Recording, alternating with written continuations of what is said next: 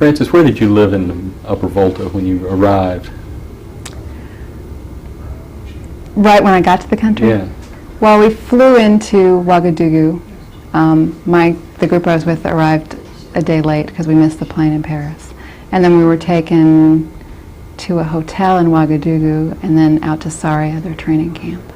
And then we spent 2 months in Saria. Then the teachers went to Koudagou for a month of teacher training. And then I went down to my side in Gaoua. You were in Gaoua. Mm-hmm.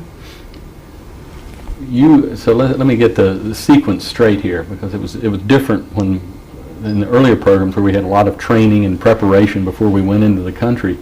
You actually signed up with the Peace Corps and met somewhere, and then the next day you were on your way to Burkina Faso or Upper Volta. Is that right? Well, we all had this training in Philadelphia where we were together for about 5 days, and a couple people left the group at that time. And then about 5 days later, we all flew to Ouaga through Paris, and then spent our training time in Saria in the camp. Think back to that day, and you missed your plane in Paris, but the next day you got on the plane. You were probably pretty excited. What was it like? Stepping off the plane. Stepping off the plane. It was great. It was everything that I thought that the whole Peace Corps experience was going to be. We arrived, it was 6 o'clock in the morning, it was really hot. And Ouaga is such a dusty city, and you looked out, there were all these, I don't know, just sort of the tarmac, and there was Carol Bouchard, our Peace Corps director, standing there tapping his feet because he was so angry that we had missed the plane. And we come down the ramp, and it's just really all the red dust all over everything, and it was so hot. And by the time we even got into the airport, we were just dripping with sweat. And then we came through the customs, and the thing that got me was as soon as we got out through customs, there were the beggars there, and they just overwhelmed you. And I was watching this one guy who had polio and whose legs were just weren't there except for his bones, and he was walking on his feet, on his hands, on thongs. His hands were really calloused. He had his feet thrown around his shoulders, and then just when we looked at him, to sort of make the whole thing even more pathetic, he put his big toe in his mouth and wanted us to give him money. And I was so overwhelmed with guilt. I had a little bit of CFA in my hands at the time. I just sort of threw it all down there. And by the time my mother arrived a year later, she got off the train in Bobo-Dioulasso and sort of had the same feeling. And I said, oh, you don't want to give anything to the beggars. You're just encouraging the cadeau mentality in Burkina. It was a real change for me from getting off that plane to having been there for a year that I really remember. It was scary, but they hustled us right into the cars and we drove over to the hotel. What was your impression of driving into Ouagadougou? The heat, which I liked, and the dust and the dirt, and the fact that all the buildings are very low and made out of mud brick. And then you have this sort of, every once in a while, buildings that are very luxurious, and they had taken us to quite a luxurious hotel. And I remember they gave everybody a bottle of Gaoua, the bottled water that was still cold and had the sweat on the outside. And we didn't appreciate it at all. It wasn't until we'd been in training for 2 weeks that we realized that was the last cold, fresh water we would see for a long time. It was really a city of contrasts, and the wealth and the poverty was the thing that struck me the most at first. Plus the sound of the bats in the trees, that really high-pitched squeaking noise. And then, what did you do in your Peace Corps tour? What was your job? I was an English teacher. Mm-hmm. I think about a third of my group were English teachers. I think there were 14 of us or so. And we all went to either the sort of middle secondary schools or the full high schools around the country. So there's basically 7th grade to 12th grade. Did you travel much, or were you pretty much located in one area while you were there? Well, I was sent to Gaoua, which is in the very sort of southern, southwestern tip of Burkina. And it's not on the paved road. The paved road only runs from Ouaga to Bobo. I guess now it goes up to Gaoua, but it didn't when we were there. And so it's a dirt road, and it takes a long time to get to Gaoua. I just had a mobilette because I was a teacher. And Matt Kenny lived to the north of me in Diabagou.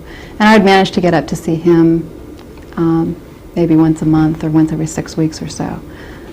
But it was really hard for me to get out, particularly on the teaching schedule, and to get even to Bobo and back I couldn't do in a weekend. So I stayed at my site mostly for 3 to 4 months at a time, and then occasionally got out. On vacations, did you travel? I didn't really have the opportunity, and that I regret. I didn't see much of West Africa. I was in Gaoua most of the time, and then after my first year, I went to Europe for a month, and then I came back and I did teacher training, and then went back to Gaoua. And it's too bad because I was in a part of the country that was right next to Ghana and the Ivory Coast, but Peace Corps volunteers weren't supposed to go to Ghana at that time because they were having so many problems just feeding the volunteers that were there. And the Ivory Coast, it was just too difficult even to get there from where I was, even though I was very close. So I had to go to Bobo to get there. We weren't supposed to go to Ghana, but it was the border is a river, and a couple of times going out in the bush, en brousse, as we would say, we'd go across in these little hollowed out canoes. People would take us across. I remember the border sort of made me see how irrelevant the boundary lines between countries are there. I remember being there, and I had a real hard time justifying being there as an English teacher. But I thought, well, you know, English is a useful language, and here I am right next to Ghana, and you know, people will be able to speak with people from another country. It was something I hadn't even really thought through that much. And then this one day when we crossed the river and we went into Ghana, all of a sudden it became abundantly clear to me that my kids had no need of English because everybody on both sides of the river spoke exactly the same language, their first language. But just so happened on one side of the river, if they were educated, they spoke French, and on the other side of the river, if they were educated, they spoke English. It was hard trying to find a reason to be teaching English there. I never really got a good handle on that. What about the children? How did they feel about it? How did they go about going to school? What does learning English mean to them? I'd say for 95% of the kids, learning English meant very little. It was part of the school curriculum. Part of the problems that I had problems dealing with it was that it seemed like the school curriculum had been frozen at independence in 1960. Really hadn't changed much. Methodologies of teaching hadn't changed much. And that was one good reason we were there.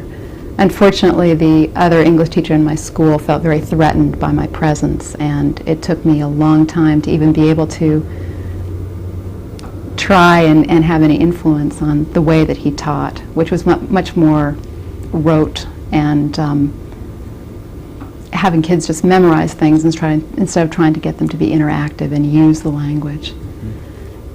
Another problem is that the resources are so few that they can educate only a small number of people. And it's nice as a teacher because you have really bright kids in your classes.